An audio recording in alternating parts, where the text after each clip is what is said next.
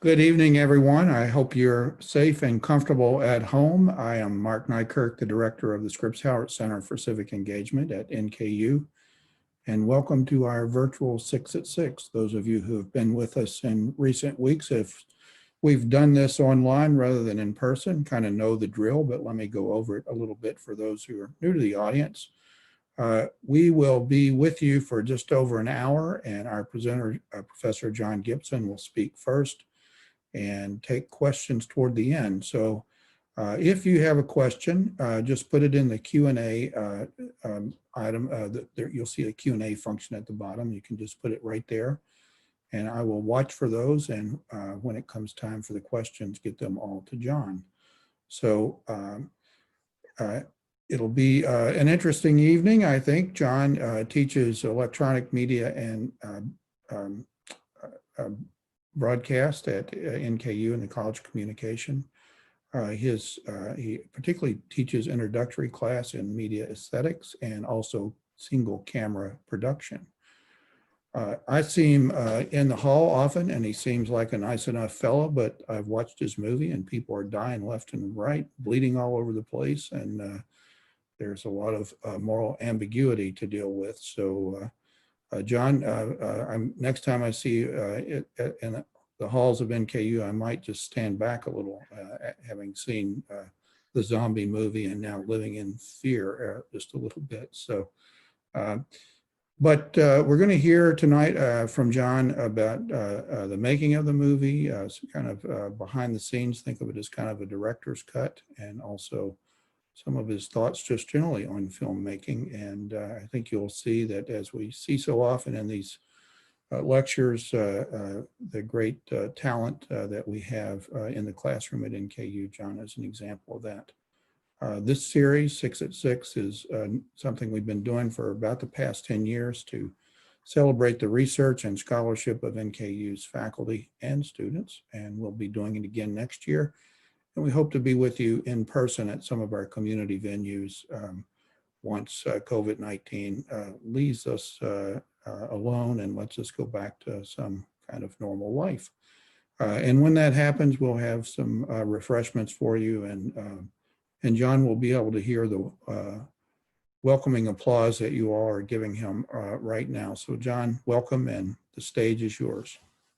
Thanks, Mark. I appreciate it. And I want to thank, Mark, Melanie, Chris, Tracy, everybody that's involved right now, kind of behind the scenes, to kind of get this to work. And I hope everything, goes pretty well tonight. So we'll see.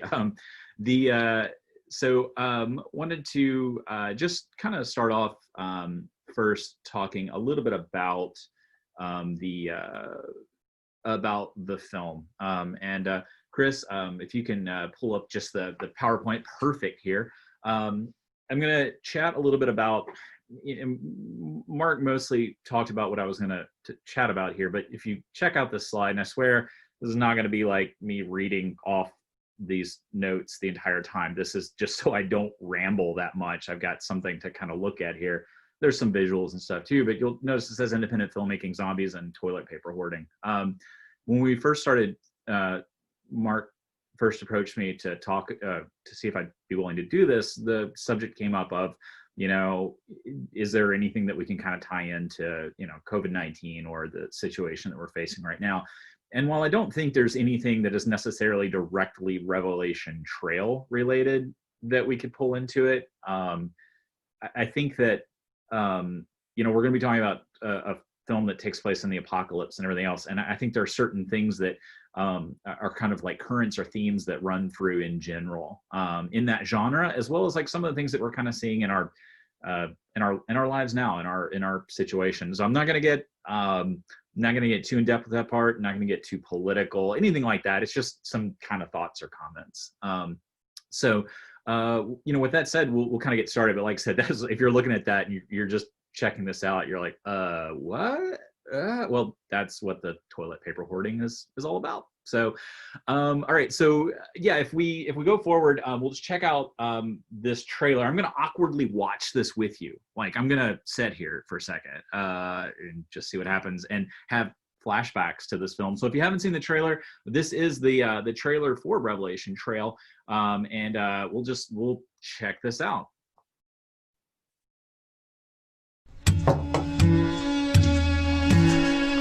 So tell me, what brings a sin buster and a lawman way out here to the edge of chaos? Just passing through? I am the resurrection and the life. He that liveth and believeth in me, though he were dead, yet shall he live. And whosoever liveth and believeth in me shall never die. Spitting words.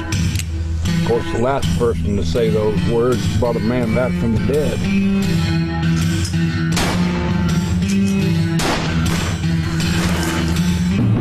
All I know is what we're seeing out there ain't alive, and it ain't exactly dead.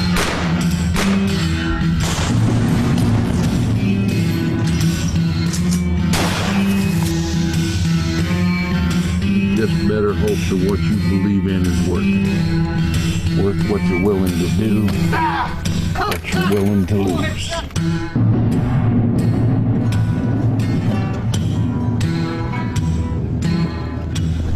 You're afraid of what you become. Is it too natural to just put a bullet in one of those things and not worry about who they are or who they were?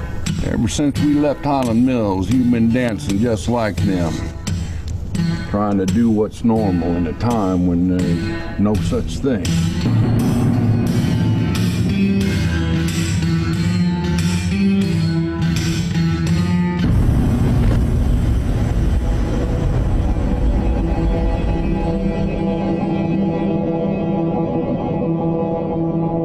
Morgan, if any of the others go that way, shoot them. You look like a man who enjoys a good story. You ever hear the one about Lazarus?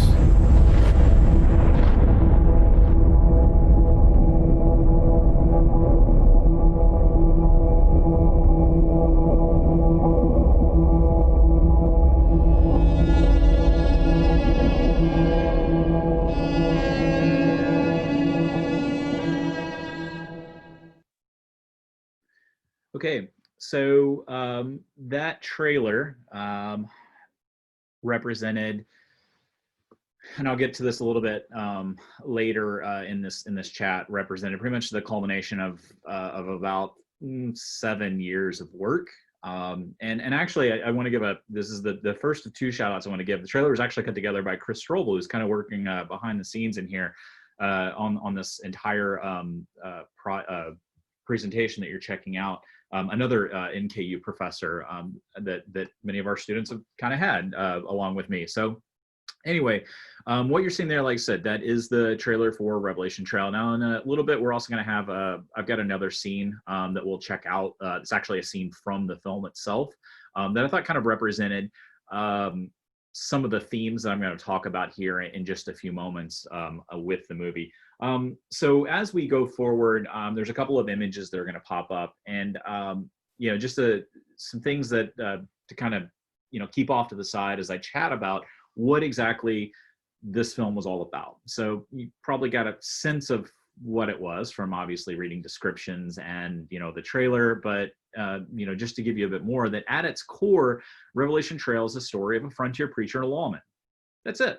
Like the entire film is centered around these two characters and the kind of the duality of what those characters represent. One is obviously faith, religion. One is the law. This is not at all planned, but I think about some of the more recent debates and discussions that have been had recently about the law and lockdown orders and houses of worship and stuff like that. So I was like, that's not a planned comparison at all, but that's kind of eerie right now. No, as far as Revelation Trail goes, those are our two core characters, and really what they're by looking through this situation, which is the dead rising, through the lens of those two characters and their worldview on how certain things happen. Now, as we go along in the film, there are plenty of other characters that we come across. The supporting cast, there's a commander of a fort at one point. You never really know Was he actually military? Was he not? Was he, if you see him briefly in the film there, he's played by Bob Valentine, who's a Murray State professor.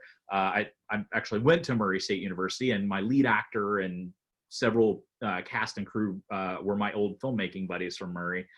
But where I'm going with that is a character, you see him briefly in the trailer, you never really know what his story kind of was, but that's not exactly relevant to where we need to go. You also have the supporting cast of, kind of a woman who's a little kind of not quite there in the head, but has this view that the dead are sent along as a means to punish her. So there's this bit of like divine wrath that's kind of kicking in a little bit, but she's taking it very, very personal to her. And then there's just, as with any apocalyptic film, and especially in zombie fiction, there's a whole cast of other survivors along the way. Some of them we might get to know a little bit. Some of them are simply there as, the set dressing, the window dressing. And I don't mean that in a bad way, but it's just to kind of represent the snapshot of what life is like now. That story itself spans 6 months. And it actually is 6 months. So this is, I'm going to veer off from the film's story just a little bit and talk about the making of, simply because the two are so intertwined. Revelation Trail was supposed to only be shot in like 3 weeks in the summer of 2011. Well, we found out 2 weeks before we were supposed to shoot our film that a fort location we were going to use had been closed down due to soil erosion and a wall that had collapsed. It was a state park. I'd gotten all the permissions, and they were like, sorry, there's been flooding. We've lost a wall. It's structurally unsound. You can't film here. And so pretty much all hope was kind of lost. We had no idea what we were going to do. And my historical advisor, James Burnett, said, look, give me a couple of months and I'll build you a fort. And we're all kind of laughing. We're thinking like, oh my God, it's going to be a pillow fort. What are we getting here? What's going to happen? And sure enough, James and several volunteers that I'm forever grateful for cannibalized old barns and built a fort that looked like something you would have found during that time. It looked 1,000 times better than what we would have used. And what was awesome, it was our fort, so we could just tear the thing apart if we wanted to. And we did quite a bit, actually. So where I'm going with this is, Revelation Trail was supposed to only really kind of take place in a couple of weeks span. The story itself in the film then had to expand to cover both the summer and the winter. And so what's kind of cool is that in the film itself, you actually see characters who grow more stubble.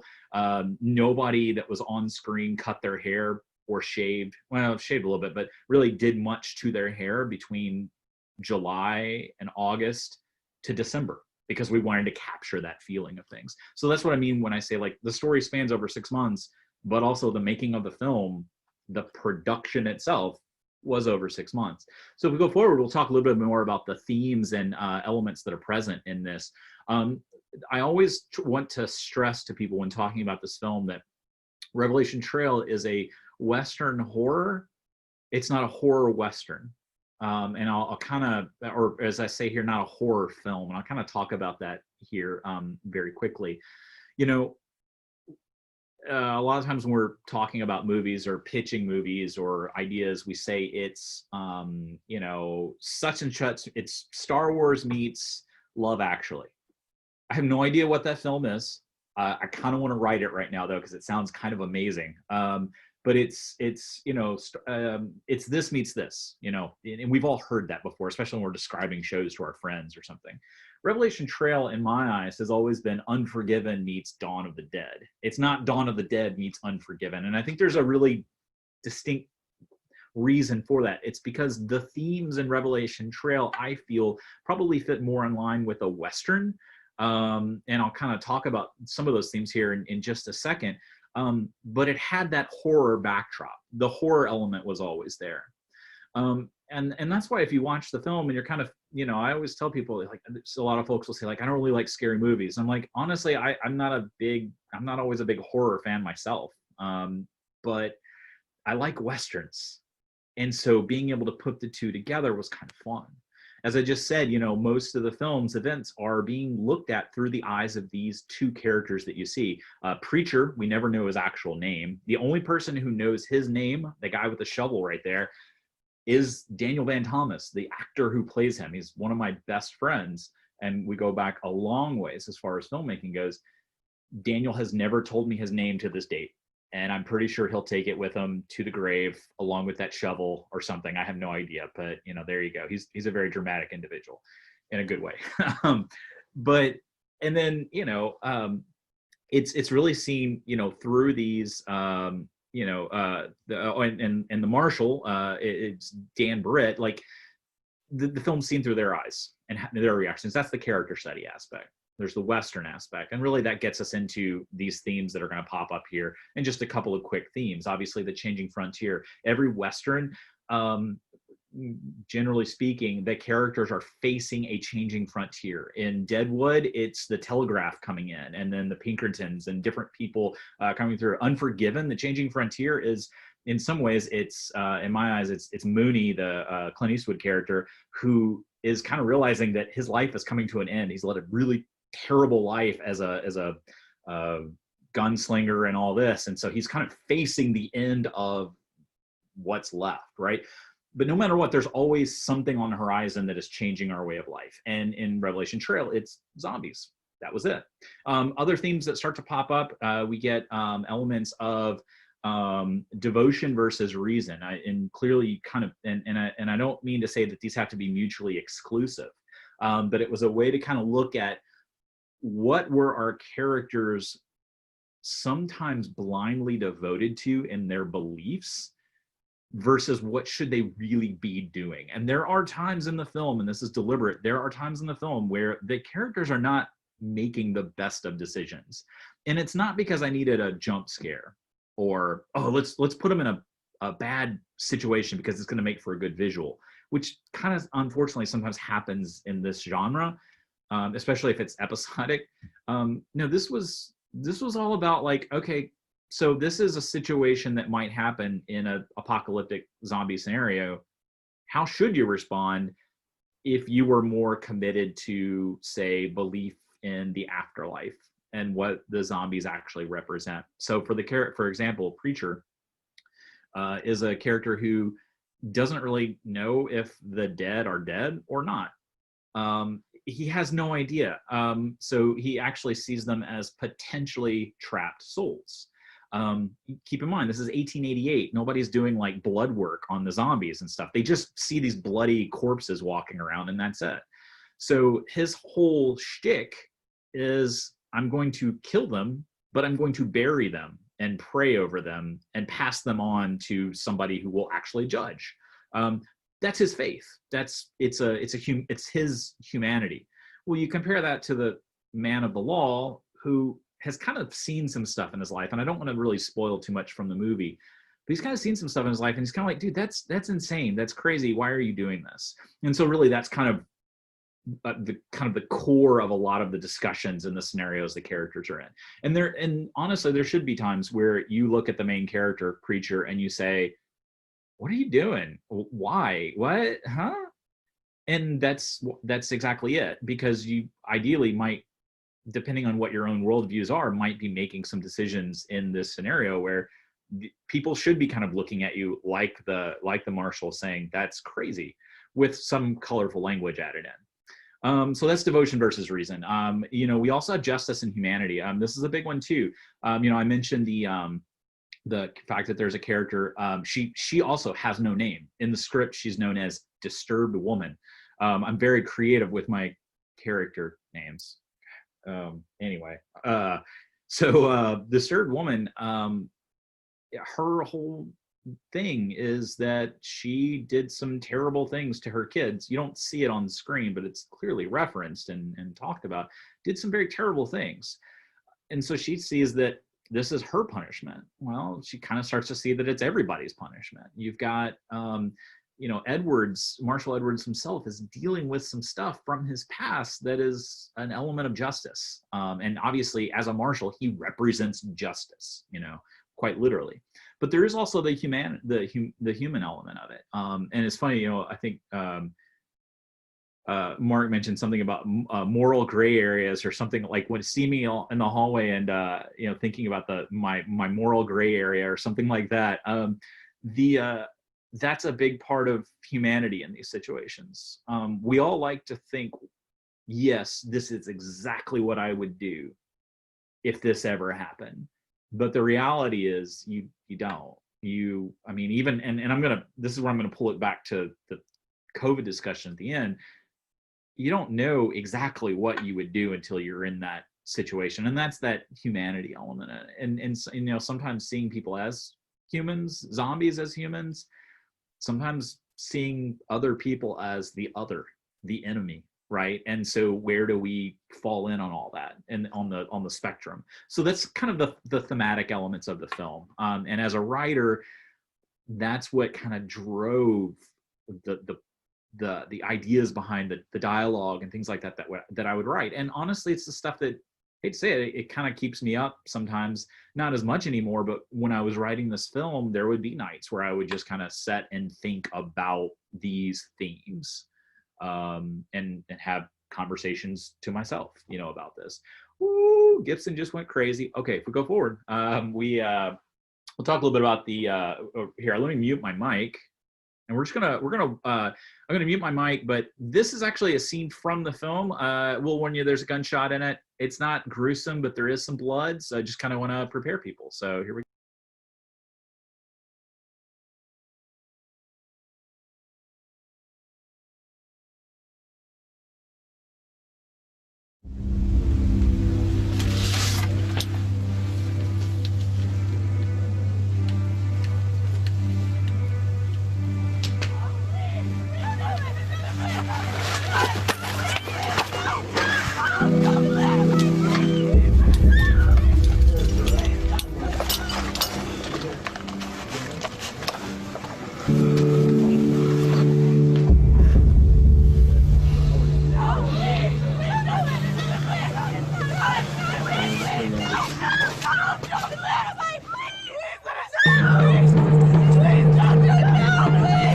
Come in this morning. Woman, little girl, and the old man. Looks like her husband's got a mighty bad hurt on his leg. Is it right?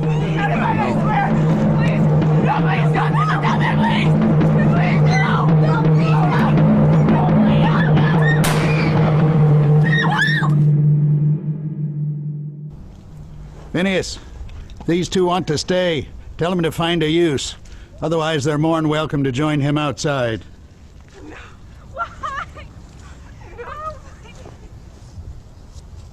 Soon after we came here, a man shows up at the gates, crazy for the Lord. One of your fellas. And he had a bloodied arm. Thought nothing of it, patched him up, put him to work. A week later, the whole goddamn fort wakes up to this man, wailing about. We're all sinners needing to be cleansed. We're all due judgment from God Almighty Himself. Ordinarily, I got no problem with these proclamations, except that this old croaker had taken it upon himself to lead two of those wretches in through the rear gate. Lost a good man that night.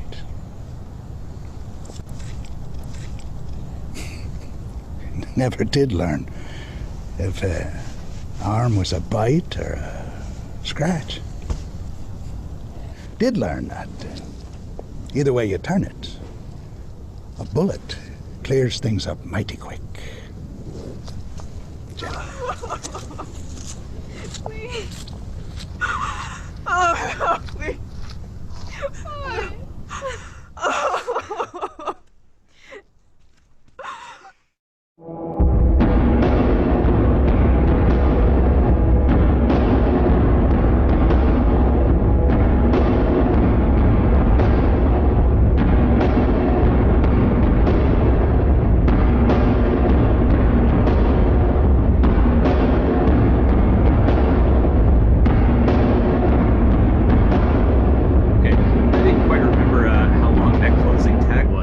Video. Sorry about that, guys.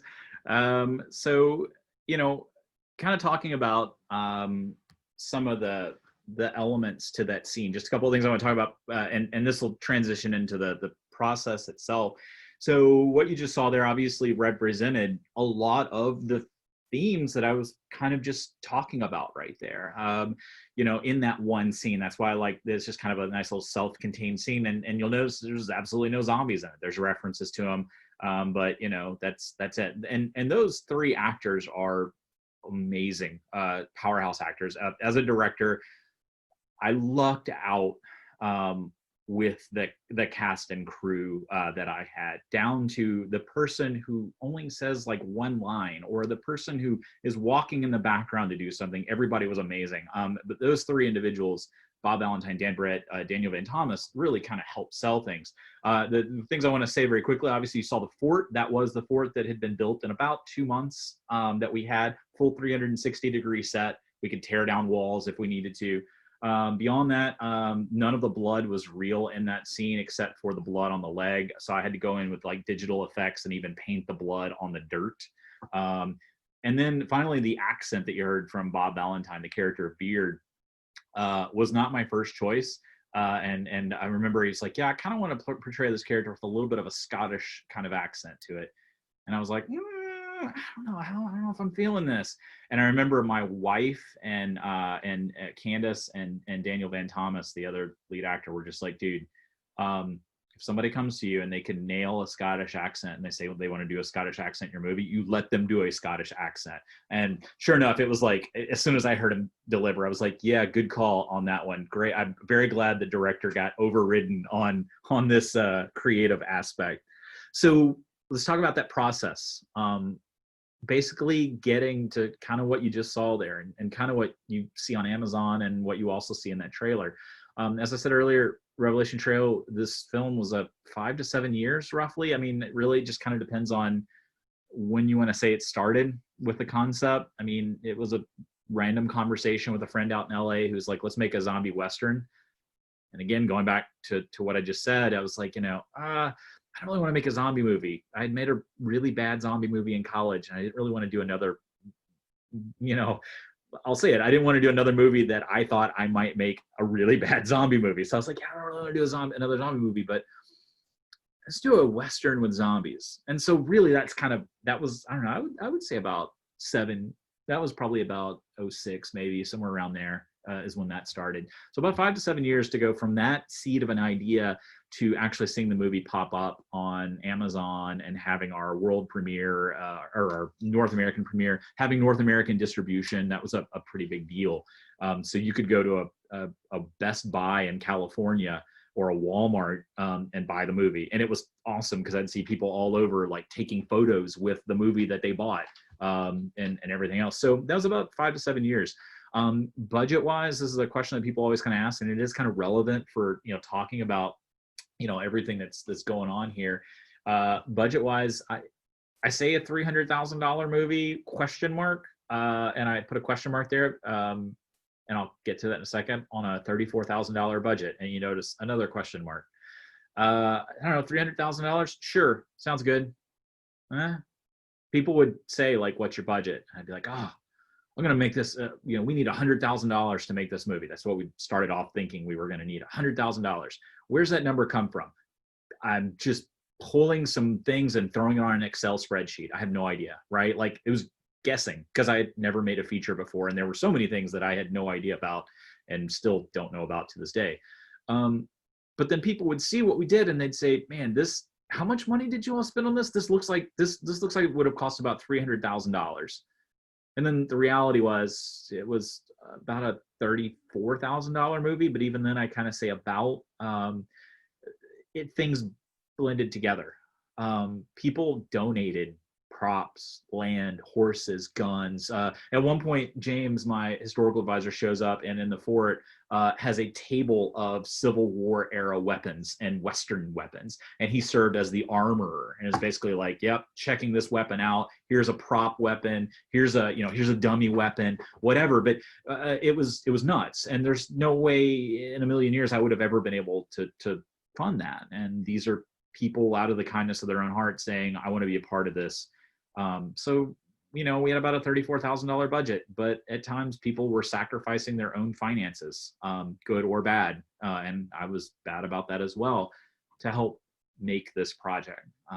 So what you see is, yeah, there you go. Production, speaking of those people that sacrificed a lot, a crew let me drag them through hell and back across Southern Ohio, Northern Kentucky, Western Kentucky, and Southern Illinois. So we covered, usually had about a 7 to 8 car caravan with a giant 17-foot trailer full of not guns. I'm sorry, that sounds really bad. I should clarify. Props and wardrobe, and like, so we're not like, it's not like the Matrix or something, or like, whatever.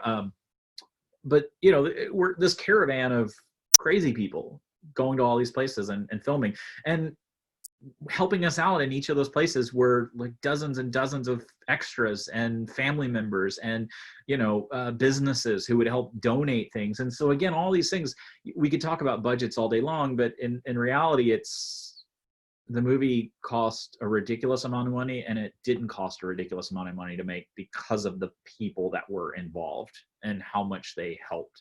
And I'll talk more about that in a personal sense in a moment. And so as far as like the size of, what we're talking about, on any given day or week, I had a crew of about 15 to 30. And that's not counting like the small days where it was just like myself and a camera operator or something getting some pickup shots, but really like the production itself, 15 to 30 people.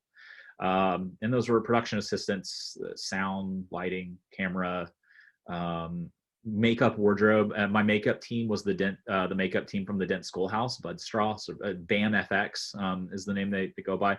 An amazing makeup team, best I've ever seen. They're awesome. But this was my crew, and they were my family for 3 weeks, and they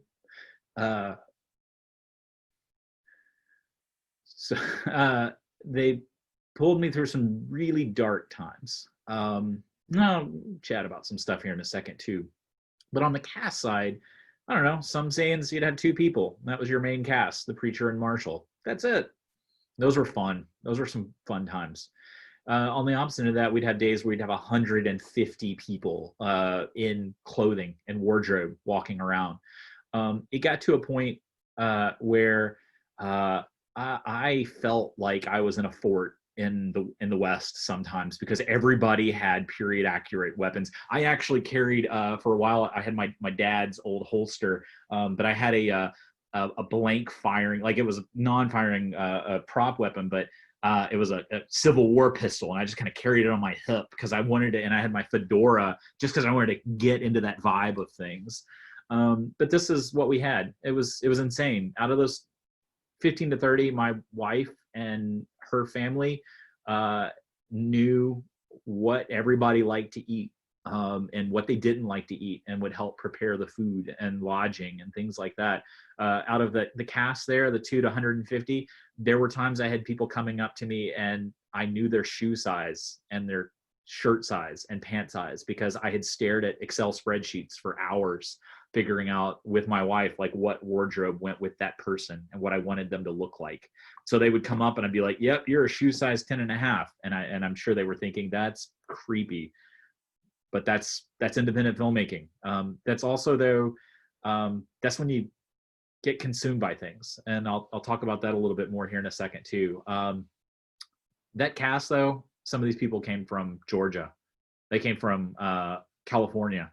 I had a guy and his entire family who drove down from Canada to be extras in the film. And I had to tell him, I'm like, you know that I can't pay you, right? Like I can't even put you up in a hotel. You're just coming down because you want to be in it, right? He was like, yeah, my family and I just love being in movies. And they were like the most awesome family, but they drove down and hung out with us on New Year's Eve and our last day of shooting. And it was just cool, right? Like that's that, when I see that 150, that's the stories I start to remember. If we go forward though, we'll talk a little bit more about the process. And actually, yeah, these are perfect. We pull up a couple of images here. These are, when I say like you get consumed, I'm not just saying you stare at Excel spreadsheets the whole time. Your life gets consumed. On this image on the left is or at least my left is our basement. You see we called it the prop and wardrobe warehouse. It was basically just rack after rack of clothing and boxes full of plates and dishes and boards and things like that. And that's what our basement kind of looked like for a good 2 months or so. In the middle there, you see my wife, who is Candace, who is, I think, 5 months pregnant with my son Silas in this photo. On set was pretty much stitching clothes by hand when things would have to be done. A lot of the wardrobe we would be sewing. Well, I say we, I supervise. I don't know. But Candace and her assistants would hand sew buttons and paint buttons, and we would distress things. And that's really this last image here. You see this how this kind of takes over things is this was our backyard. I'm pretty sure our neighbors thought we were like the neighbors from the Burbs, and our backyard would be covered with clothes from the film. And what we would do is we would leave them out for about 2 or 3 weeks so that the elements would kind of just beat them down and make them dirty. And then we'd take sandpaper to them and make them even grittier. And then we'd wash them all. But it was all in an effort to just make things feel authentic in the movie when you saw it. We wanted, we didn't have a lot of money. So we had to make sure that whatever we did looked good. And in some ways looked like we had more money than we actually had. It was just it's optics. Best way to describe it. If we go forward, we'll talk a little bit more about what the 7 years kind of looked like. And we call Revelation Trail a passion project. That's really the best way to describe it. There was a lot of passion that went into this, sometimes too much. It was consuming. It was spending 7 years trying to convince people to believe in you and to believe in what we were doing. But also trying to convince yourself to believe in yourself sometimes, to say, you know what, this sucks. Like we don't have the $100,000 we thought we were going to get. We actually had $25,000. So we're going to have to raise more money somehow to finish this movie out. So we're going to have to go to Kickstarter. We're going to have to do this. We're going to have to ask people for more money.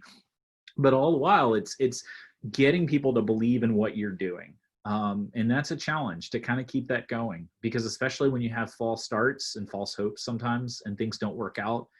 Hey, we're going to shoot in a year. Well, a year turns into 3 years, right? And so how do you keep the crew that said that they would be with you through it thick and thin? How do you keep them keeping hope and faith? And that's a lot of this belief, where you just have to hope that people will stick with you. And again, convincing people like, hey, I need you to give us money for a movie. Also, as much as we were going to want to make that movie back and we hope money back and we hope we can make it for you, there's also a real possibility you're going to give us money and you're never going to see it again, right? Because that's how filmmaking works sometimes. There was a lot of personal and some financial loss. I think of the story of Aaron Zlatkin, my sound engineer, who one day on set, was driving down the dry ridge, and I think his radiator went out on his van, and he had to get fixed, right? That's a loss. These are the kinds of things. That's kind of a small story, but that's still something that impacts people. Beyond that, there's probably any number of other people who had things that happened during the production, and they still had to kind of decide, is this something they really wanted to commit to? And I'm forever grateful for those people that did. But there was also a lot of personal loss. I mentioned earlier, my dad briefly, 2 days before production, or two days before we were supposed to put out our first casting call, my dad died unexpectedly. And that's something that kind of stayed with me during this whole project. I'm going to kind of come back to that in a second, but that's a personal loss that is part of the passion. What do you do? Do you stop and say, I can't do this anymore? Or do you just kind of move forward? And I'm gonna make a note. I want to come back to that real quick, because I ramble and I forget things, and I'm going somewhere with that. So going forward, there's a lot of blood. There's sweat. There's blood. There's more blood. There's no tears because you've cried too much, there's no tears because you sweated too much. It was hot. It was I was asking people to film in 100-degree weather. I mean, that's just ballpark in it. It probably went up higher, probably went lower, obviously. You sweat. Like, I think there were people who lost 7-8 pounds in a week just from filming. You drink a lot of water, but you also sweat a lot, right? Beyond that, though, it was cold. In the winter, it was actually pretty nice weather during the day, but then as soon as that sun set, it got freezing. This is what you do, though. You go through those elements and you say, we've got to get this movie made. If we do 75% of the job as a whole movie, then we wasted everything. Why did we do this? And if you didn't give it everything you had each day, then you wasted everything. And so, everybody is pretty much giving it everything they had. And we got a movie that, came out of it. This image over here on the bottom right, so these are some behind the scenes images, but, when I talk about, blood and sweat, a lot of times that meant lodging. We'd sleep 7 to a hotel room, 5 to a hotel room, whatever. It was fun, right? I could not do that now as a 40-year-old man, but as a 20, no, 20. Oh my God, I don't know my own age when I made this movie. But yeah, 30s, right? It was fun, right? Yeah, sure. But beyond that, though, we'd find ourselves sleeping on garage floors, hanging out in extended families' basements. This is what you did. That was the sweat equity in it, because you knew that everything had to go into the movie. Every last dollar you could scrape up. And the final little bit on this that kind of ties in with a lot of this, that was kind of driving the passion on my end. Not the only thing that was driving. I'm a storyteller. It drives me. Like, I want to tell stories. I was going through some really tough times then. So, and this is not a joke when I say, hello, imposter syndrome, meet my good friend grief. So I got my job up at NKU. I started in August of 2008, and I loved being here. I love being here. I love teaching. I love talking about movies, whenever I got my job. But there was this part of me that always felt like, can I do the things that I talk about with people? Can't think of another way to put this. This is my shout out, another shout out to Chris Strobel, and Chris will remember this, is that when I first got my job at NKU, I was terrified. I was like, oh my God, I think they offered the job to the wrong person. I don't know how this is going on. I'm going to send like 4 emails or whatever saying, are you sure? Or is this, and it drove my wife nuts and everything else. And there was this constant thought of like, I was going to be discovered as not being able to do the things that I can do. And if you've heard the term imposter syndrome, you know what I'm talking about. If you haven't heard it, check it out. There's a really good Wikipedia article on it, but there you go. So tying it with that, like that had always been kind of building up to this, is that, as I mentioned, my dad died right before this movie even started, like before we even shot the movie. And so, we had his funeral. I had about a month or so to kind of 2 months of pre-production, and pre-production is consuming when it comes to a feature, when you're a producer and a director. And so you combine that with like this constant fear of like, am I actually going to be able to pull this off? With how should I be feeling right now that my dad died, and what is this really what needs to be happening right now? Or should I be spending more time with family? Or should I be, I don't know, any other things that you're supposed to be doing during this process? I had no idea, that only happens once, right? Like, and so this is where I was kind of running into. This is why this was so crucial that this movie gets made, and why everything went into it. And for those 7 years, you did bleed a lot, and you did sweat a lot, and you put a lot into it. And you notice I'm not getting into any of the technical things about filmmaking, because, guys, I'll be honest, that's not what's important. It's the part that goes into it. It's the story. It's the people. Obviously, the technical is a big deal, and I can talk about schedules and cameras and stuff all day long, but that's not really what this movie was all about. So you're kind of maybe thinking like, oh my God, was this thing actually worth it? Like, this sounds rough. let's answer that question. We'll go forward. Was it worth it? And this quote here, was it worth what you're willing to do? So there's a line in the film that's actually kind of like the crux of like some of the discussion. And it's the marshal asking the preacher, like, is everything you're doing worth it? Like, is it worth what you're willing to do, worth what you're willing to lose? And in the end, you just kind of have to hope it's right? Because you're going through some things that you may not be making the best decisions. Maybe you are, you don't know, but you have to hope in the end that it's worth it. And so that's really kind of the question is, was it worth what you were willing to do? And I look at these images that pop up right here and, just running through a couple of them, the top left image on here is me standing in front of a sold out audience at the Madison. I think it was like, 300-400 people. A lot of them were my colleagues, students from Northern Kentucky, community members, people I had never met before coming together to watch our film. We had 5 sold out screenings in Paducah, and like it was nuts because you were in the first screening and you walked out the door and there were people lined up waiting to get into the next one. And I was like, this is the same theater that I came to watch a lot of movies in college, and now all of these people are here watching our project.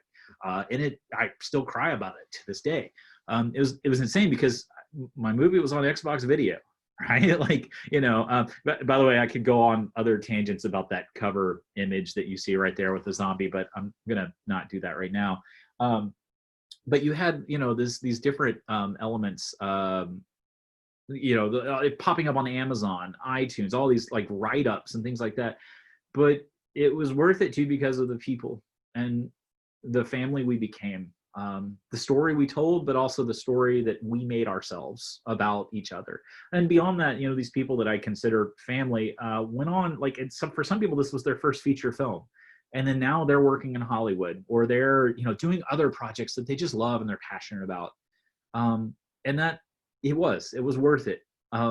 Maybe not maybe the process wasn't always the best, but it was worth it. And then we go forward. This is probably the last thing I would close on as far as this particular film goes is Revelation Trail is worth it.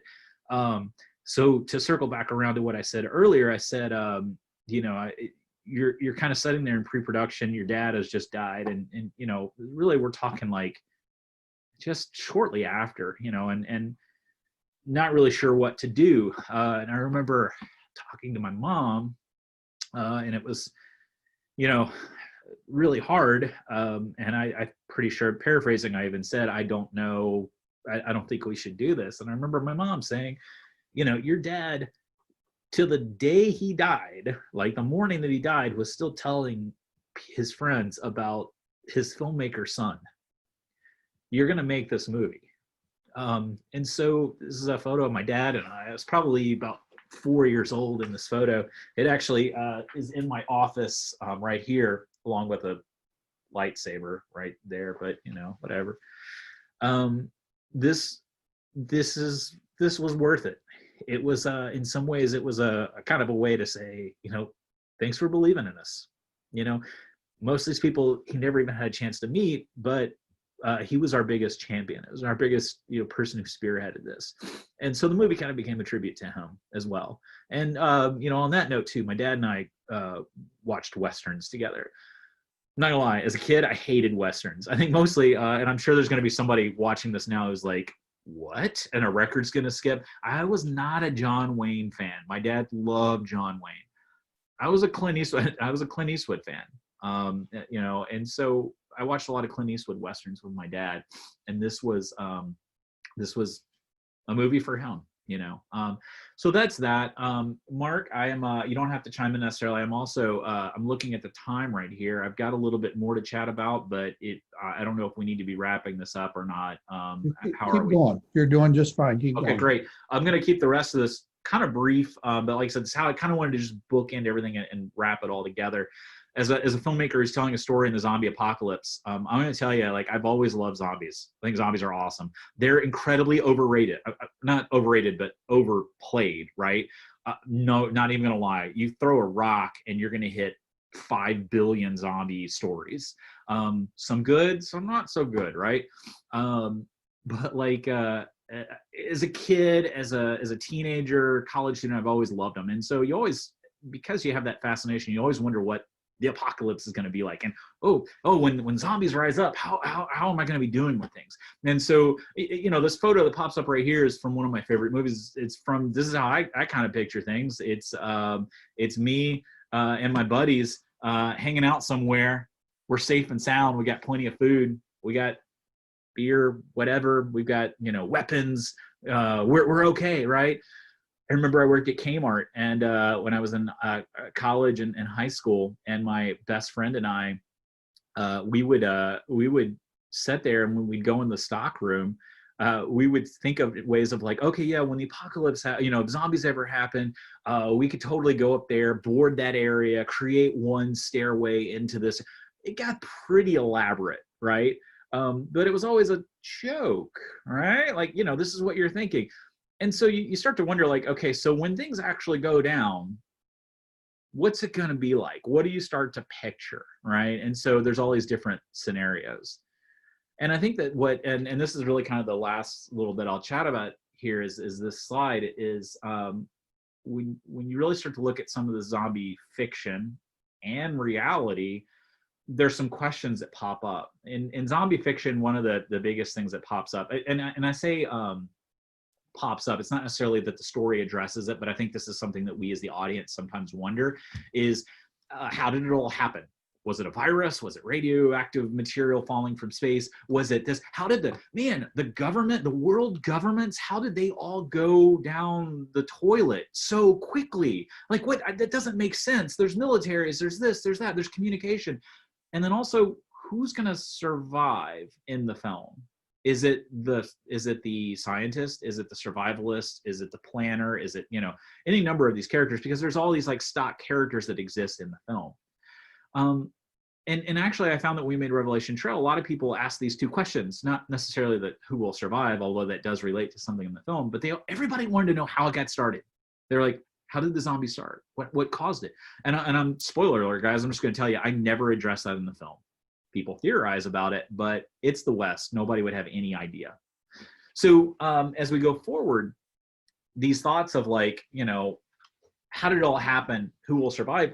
Think about it this way. Like in some ways right now, what we're dealing with in a lot of our conversations, you know, online and offline is, where did it start? Was it a bat? Was it somebody eating a bat? Was it a government lab? Was it, you know, I don't know. I don't even want to like address some of the other things that have popped up. I'm just going to kind of stop on that one, but you get where I'm going. There's always like, how does it start? What's going on? Where does it come from? It's this need for that kind of information, right? But then there is also the matter of like, you know, what type of person and who is going to do best in all this. And, you know, I don't want to take it too far, but I mean, obviously, like, you know, is it survival of the fittest? Is it, you know, do we sacrifice ourselves for an economy? You know, like there's all these different things that start to come into play. And like I said, I think we see some of that in the zombie fiction as well, these questions and these decisions that start to be made. And I feel like the biggest question for us when we watch zombie fiction or read zombie fiction or, you know, apocalyptic fiction is the biggest question for us is, who do we want to be when it all goes down? And I don't mean like goes down, like I literally think the next thing that's going to happen is like a giant kaiju like walking across or zombies or something like that. I mean, I just mean when things really start to get stressful, intense, and I mean, let's face it, in the situation that we're in right now, who are we going to be when it goes down? And I've got, you know, an image here from Night of the Living Dead, all these characters here huddled around a radio trying to get information. I mean, really think about that right now. Put yourself in the shoe. How often have you been hitting like refresh on Twitter or social media or like, you know, CNN or Fox News or wherever you're getting your information from or what's on the TV, and you're just kind of like, you're just spending the entire time trying to get every little bit a glimpse of information about how this is going down, right? Like we're kind of playing out some of these things that happen in these films already. And we're sometimes in the dark just as much as they are as well, whether it's the 1880s West or 1950s and 60s Pennsylvania, you know, in the case of Night of the Living Dead. And all these archetypes. Who do you want to be? Do you want to be the survivor? Or the survivalist? Do you want to be the leader? Do you want to be the governor from Walking Dead? Are you Rick Grimes? you know, like who in the bottom right, which there's been times where I have both physically and mentally felt like Rick Grimes, at least that kind of shade, but there's definitely been times that my hair is like hanging over my face when all this is happening. You know, if we go forward, you know, this little bit here, when I say like who do we want to be? I mean, I feel like we see this playing out in real time, and we are choosing who we want to be. And I want to say, guys, I do not think this is the apocalypse. I'm not sitting there thinking like, well, I should have stocked up on my 8 billion cans of goods. Although I did spend my first day when all this was announced going through my pantry and prioritizing what we had and how long could I make it last before I'd have to go on a grocery run. And then if I went to the grocery run, what would be there? Is there toilet paper? Is there not? Right? There you go. It all circles back around to that title slide. And I think about, we see all this playing out in our discussions online, our news articles, our commentaries, the protests, the counter protests, trolls, bots, actual people fighting. Like, it's all playing out. Who do we want to be? Right? And we gravitate towards messages and stories and imagery and thoughts and actions that I think we would want. How would we want, how do we envision ourselves? You know, are we the person who's just like, well, it's pretty much all over, you know, or are we the person who's like, you know, I'm going to look out for my neighbor, or I'm going to be the person who hoards everything or controls things, right? This is what I feel like zombie fiction kind of addresses and helps us think about in a very controlled environment, is who would I be? And, you know, really the last thing here, you know, I'll explain, is a quote from Rick Grimes from The Walking Dead. And it's, you know, we are the walking dead. And again, that's one reason why I prefaced what I just said about I literally do not think that there are zombies about to pop up through this window. But you know, it's one of those things where there's a quote in early on in the comic series and in the books in the TV show, where it's very depressing for the characters. Like, things have just gone really south. There is no government, there is no military, there's nothing, and they're on their own. And they kind of just realize, like, as many bad things that are happening, they're essentially living a life as the Walking Dead. Like, the reality is they die and then they're going to become zombies, right? But also, like, the life they're living is that they are the Walking Dead. And so, you know, there's a couple of different ways to take that, but where I'm going with this, and like I said, my concluding thought on this is, oh man, I had a concluding thought, is I want you to think about this thing. And I want to thank Mark Nykirk for really kind of bringing this up, because I hadn't really thought about it until a conversation we had last week. Think about how you feel whenever you get all the CDC recommendations and the guidance and everything else about social distancing. And the fact that social distancing is this, however you want to view it, it's necessary, it's unnecessary. That's not the point of this statement I'm trying to make. But the thought behind it is, you're doing it to keep everybody else safe from something that you potentially have, because you may be asymptomatic. The Walking Dead, everybody is a zombie, or will eventually become a zombie, you know, after they die. And there's this thought that, like, you know, this starts to consume us, that we're all part of the scenario that's playing out, and how weird it is for us that even when I'm walking into this building today or walking down the street, I think about, like, am I carrying something and I don't even know it? And I put my mask on, right? Like, we are you know, I'm sorry, guys. I had a really cool way to end this, and I just ran out of steam right there. Mark, I hope that all kind of makes sense. It was, you know, A for effort, right? I don't know if I'm being graded on this, but yeah. So, guys, I want to say thank you for letting me chat tonight, and I'm willing to talk about a great many things. Hopefully, some of that made sense. Yeah, whatever. So, but that's what I got. All right, everybody, let's, we're all at home. Yay, John, thank you. And let's just remind everybody, if you have a question, just put it in the Q&A box, and we'll get the question to John. Let me start with this one, if I might. You mentioned at one point stock characters, and in a Western, we're in a Clint East Western, we're going to have a quiet man with a moral compass of some sort, and then we're going to have the hard-bitten realist.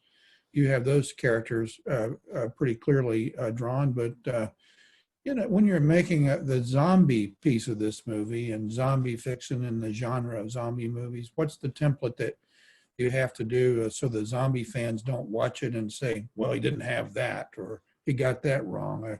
What are the zombie, mandatory zombie things?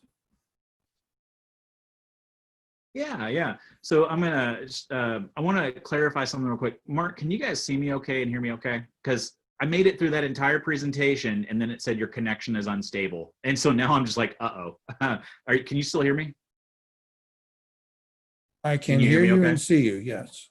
Yeah, yes. Okay, great. I just want to make sure. Yes. If my video cuts out for a moment, it's just me trying to like maintain structural integrity or something like that before everything explodes. So no, as far as the stock characters of the zombie element, a big one for me that people gravitate towards and know is the beard character. He wasn't written with anybody in mind, but as I wrote him, a lot of zombie fiction, there's always somebody who has risen up to a control level. And we see this play out on The Walking Dead. There's a character called the Governor, there's Negan, but even to that extent, on the good side, there's Rick Grimes. And 28 days later, there's a military commander as well. And none of these characters, I should say, none of these characters have the exact same motivation. And none of them necessarily, some are like way more evil or what we would consider evil than others. But even then, I would say evil is probably not is a really gray area. Their motivations are maybe on this end of the spectrum. And they're taking very drastic means to keep control of the situation. And we look at it as they're a bad person, but really it's that moral gray area that you were talking about earlier. Well, maybe they're not bad. It's that we see them as bad because of our viewpoint of the situation. So, I mean, that's one. Sorry, and I kind of derailed a little bit because I was trying to get that tech stuff worked out. That's one stock character that I think people would recognize. Like I said, I think there's also the character who thinks that she's the disturbed woman character who thinks that this is God's judgment. So this is not, I don't know if I would call it apocalyptic fiction or not, but there's a movie called The Fog. It's actually a book, not The Fog. Oh my gosh, The Mist. It was a Stephen King short story, then became a movie, a TV series, all that. And there's a character who basically thinks that the creatures that are attacking them are God's wrath, right? Like they've done something to deserve this. And this is a character we also see in other zombie films. The person who thinks that we deserve what is happening to us. And guys, this is again just kind of a rhetorical question here. If I were teaching this as a class, how many people have we probably seen in some media element now, as long as they've got a microphone, who has probably said COVID-19 or hurricanes or whatever's happening is happening because we deserve this, right? Like that, like there's always that person that exists, is kind of where I'm going. So, beyond that, you hit the nail on the head. The Western element, Preacher is a Western character, the man with no name. It's his origin story is just slightly different, but that's exactly who he is. And the Marshal has some elements as well. Hope that kind of answered the question a little bit. I thought that was a great question, and I rambled a lot. So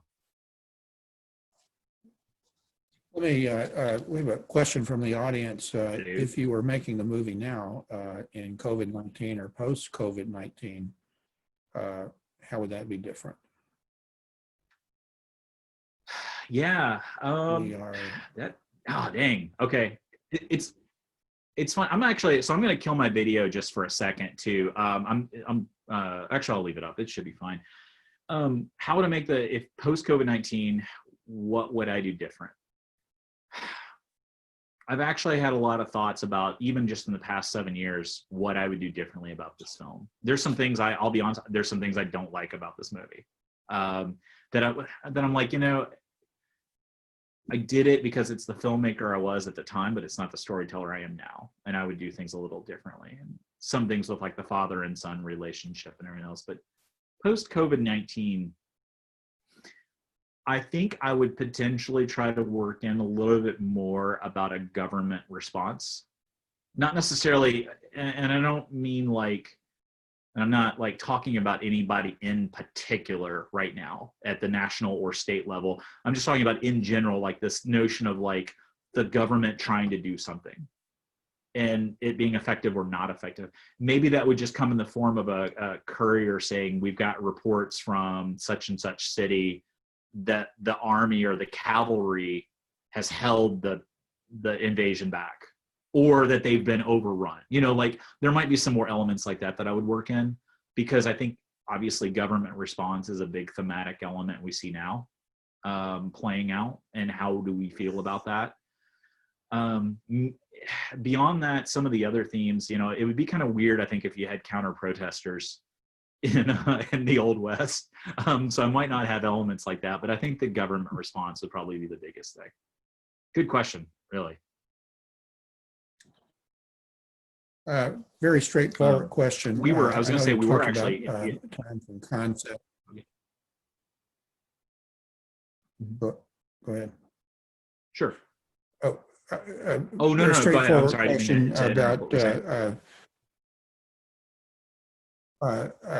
a question about how long the filming itself took. Yeah. So I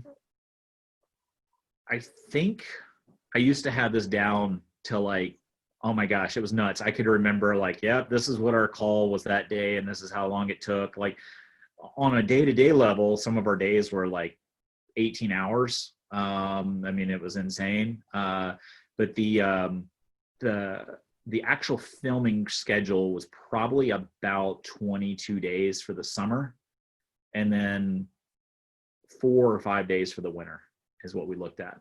And so, and then between those two random pickup days, if you watch the movie, there's a montage that it goes from summer to winter.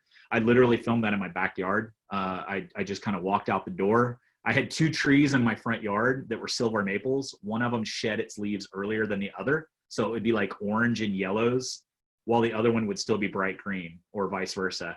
And so I actually just filmed those 2 trees. And I was like, symbolism, perfect, you know. Now it was a pain whenever leaf pickup time came, but you know, for a movie it worked. But yeah, that was, I'd say about 22 days for the bulk of it, 5 days for the winter, and then random days here and there. Question one member of our audience, very observant, says in the clip that you showed, there's a man with a beard who's wearing a Union uniform and a Confederate hat. Was that done on purpose? That was very much done on purpose. Oh my gosh, whoever you are, because I don't want to click on a button and then accidentally blow up Zoom here. Very incredibly observant. Beard, and this was part of talking to the actor as well. As a director, I want to say this to any filmmaker out there, like a budding filmmaker or a person who's directed a lot, you trust your actors on things. Talk to your actors. Let your actors have input, because sometimes the things that they will sometimes know the character better than you will. And I seem to recall that it was probably Bob Valentine, myself, Daniel Van Thomas, who again is Preacher, but he was a co-writer on the project too, and Candace and I just kind of chatting about what's this character going to look like? What are we going to give him? And I think at one point I pictured him as being like this not a steamboat captain, but like some kind of gun run. There was something, it was going to involve the water, like a river. And I couldn't picture what he would be wearing, right?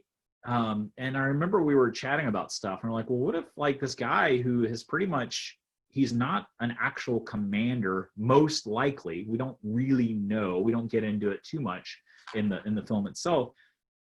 What if he probably just would have cobbled together whatever outfits would have been around at that time? Because, you know, 1880s, you're only about 30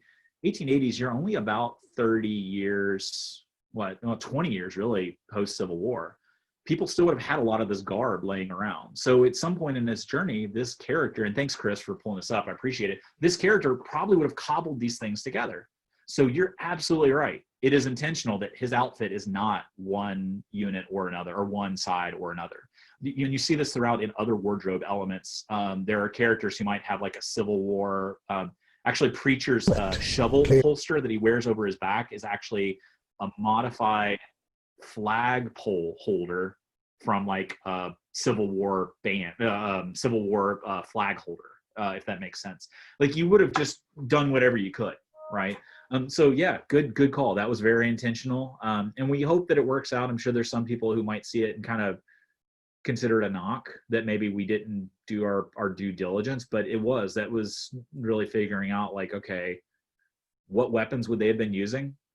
What wardrobe would they have access to? And that was a big part of it. John, you talk about the actors giving a costuming touch or things like that. But what about improv with lines? Where you the sort of director said, "This is the script, stick to it," or did you give your actors some latitude? A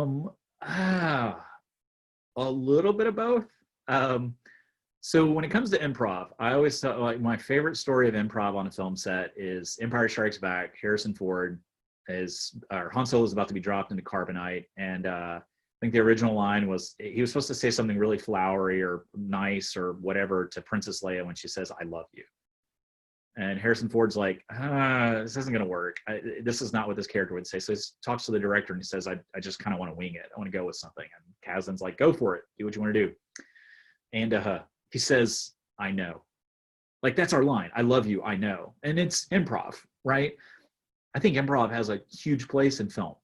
You have to be able to let actors, if something is heading them, because again, I mean, like I just said, a lot of times your actor will know the character better than you do. At least that's my own view as a director. And people will have different thoughts because they live in that character's head. They're giving it life. You just created that character on a page. And so if an actor comes to me and says, I really want to try this line, hopefully we've kind of worked out some of the kinks in a table read. But I'm also, if we've got the time on set to do a little improv, and I know improv has different kind of meanings and stuff, but at least to allow that flexibility to change up the line, I'm always open for that. But I do find myself sometimes really good things come out of that, but I also always tend to record what is also on the page because I don't want to get into the editing suite and then say, oh man, I wish we had gotten that one line, because you can't go back and shoot that. And so there are actually a few times in the film where either, I can't remember them right offhand now, but there might have been like some improvised lines that got worked into it. But there's also some where I let the actors improvise, but that didn't make it to the final cut because I was like, it has to be this line of dialogue. But I think part of it is respecting your actors and respecting your crew. And if they've got an idea like that, letting them be able to run with that. John, one last question before we go. I'll remind the audience that if you haven't seen the film, it's available on Amazon Prime with your subscription, and so you can watch it there. But that brings me to a question about the experience with Amazon. When you made this movie, we didn't, every household didn't have Amazon, and Netflix and streaming wasn't. The movie industry has changed, and distribution and so forth. What's been your experience with Amazon viewing? Yeah. So a couple things. I'm glad you asked it because I didn't really focus on distribution too much in chatting about this, but this was a big part of this film. So we, and I'll work my way back around to the Amazon part of that question. So when we made the movie, we had no idea what was going to happen distribution-wise. So if you're a filmmaker, there's several different routes you can go as far as getting your movie seen by audiences. One is obviously film festivals, and we know about a lot of those film festivals. There's what we call four-walling, which is actually what we did. And four-walling is basically where you rent out a theater and say, we're going to screen the movie. We're going to pay for that theater, but you try to get sponsors and all that, but we're going to screen it. And that we four-walled it in a couple of places. And then there's distribution. And obviously there's also, you could put it directly online yourself, which is what I've done with some of my projects as well. I just put them on YouTube because I'm like, I just want people to see them. It's not a financial thing or anything like that. But there's distribution. Our approach when we finished the movie, so we had no idea what was going to happen. We were just so focused on trying to get a movie made, and that was it. Like, if we could survive that, then we would get to the next step and figure it out. So when we finally got the movie out there, our approach was threefold. We were going to four-wall it in as many places as we could fund. So we would basically sell out screenings in Paducah, which is our first initial screenings, Paducah, Kentucky. That's our 5 sold-out screenings. That money was then used to fund the screening in Northern Kentucky and Cincinnati, which was a sold out, which was then used to fund, and so that's kind of how you did it. But we knew eventually that money was going to run out. We sent it to festivals, but it actually didn't do very well with festivals. I don't know, it's a combination of things. I think part of it was the genre. It's actually more of a drama kind of story, but a drama Western, but if you send it to a horror film festival, it might not exactly fit in with it might not have enough to cater to what their desires are. If you send it to a drama film festival or festival that focuses more on drama, it might not kind of fit in line with that as much. It's also a feature, and features are very hard to program, which really left us with distribution. So to go back to your point, we cold called, cold emailed, solicited whatever we could do. We had a list of about 30 film distributors, and we had it in tiers. And I have to give a lot of credit to Daniel Van Thomas on this. He organized all this, but it would be tier 1, tier 2, tier 3. And we were like, these, and we just kind of worked our way down. We had some very creative ways to get the contact information for people at those places that it wasn't always public, but we were able to get it.